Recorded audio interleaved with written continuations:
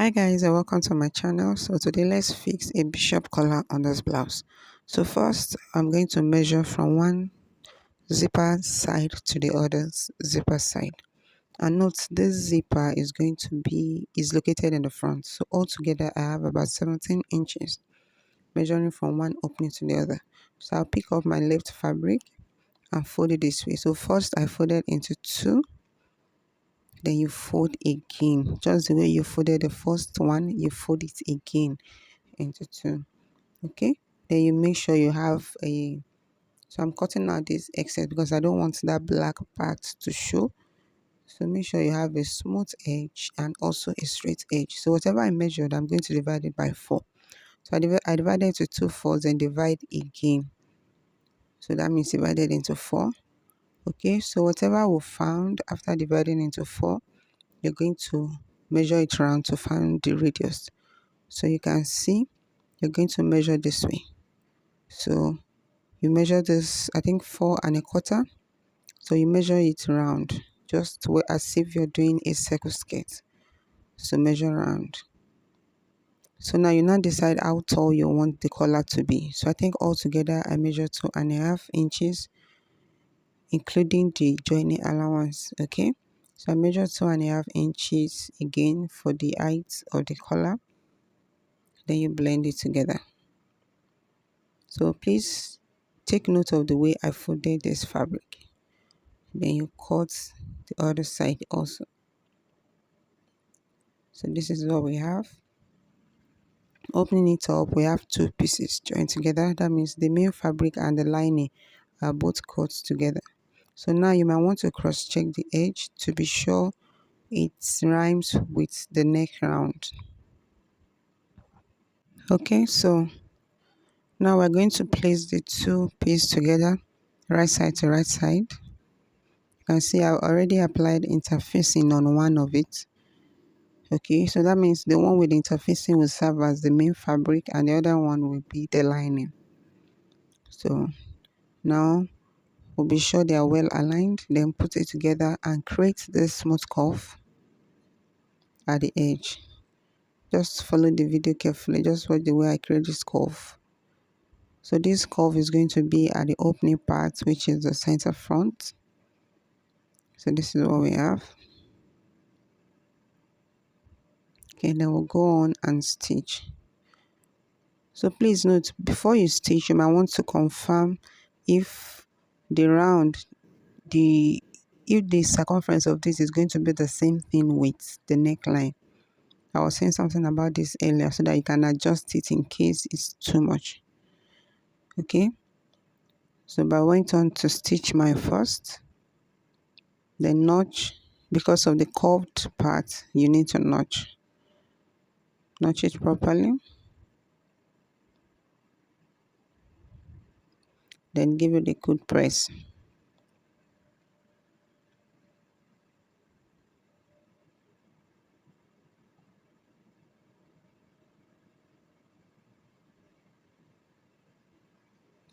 Okay, so after giving a good press, I'm just trying to confirm to be sure everything is okay.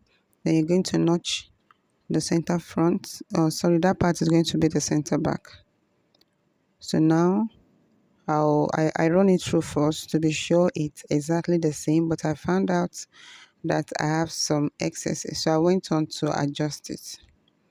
That's why I said before you sew it, you should confirm the neck round first. So, and when you're doing that, make sure you remove the excesses on both sides of the collar, not just from one side. Divide it and remove it from each side of the collar. So I trim it off and notch again, then reduce my sewing allowance so that it will not be bulky on the inside. So once I'm sure it's exactly what I'm looking for, so now you go to the inside of the blouse, then locate which part of your collar is the lining or the one with the interface, and just make sure you align it well. So this is it. You can see I pick one of the collar first because I don't want the seam to be exposed. So I pick one of the collar which is the lining part of the collar, but note it is right side of the collar to the inside of the blouse. Then when I now get to the zipper area, we will be cutting out the excess, the remaining, the leftover zipper. Okay, so now running through again from the center back. Make sure you use your pin, it helps a lot. Okay, so arrange it properly.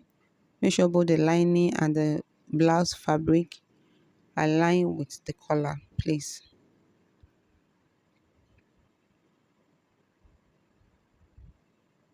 Okay, so we run it through to the end again. Then we'll go on and run a stitch.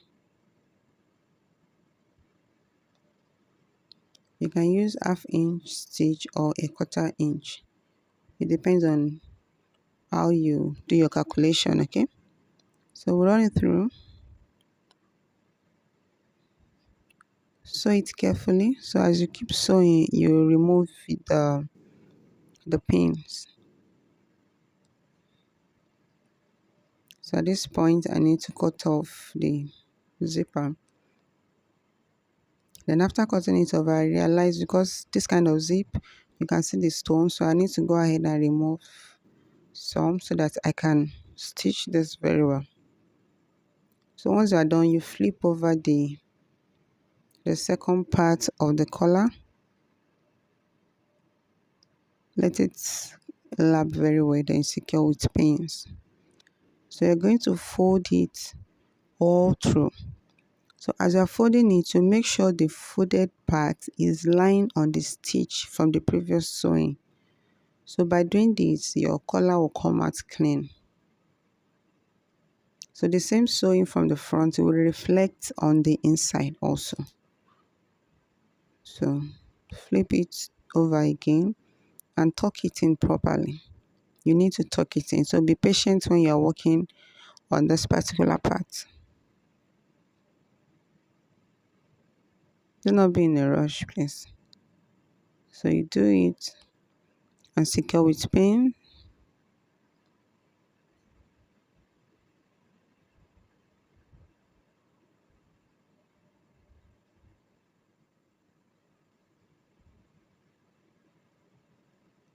Then we'll top stitch.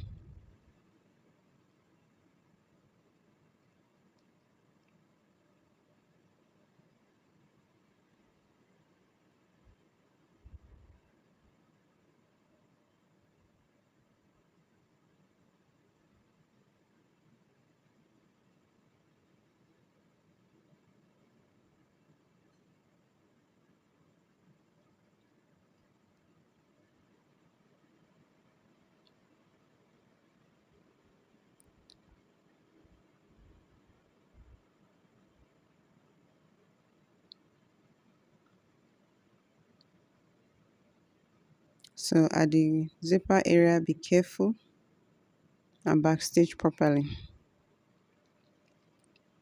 So,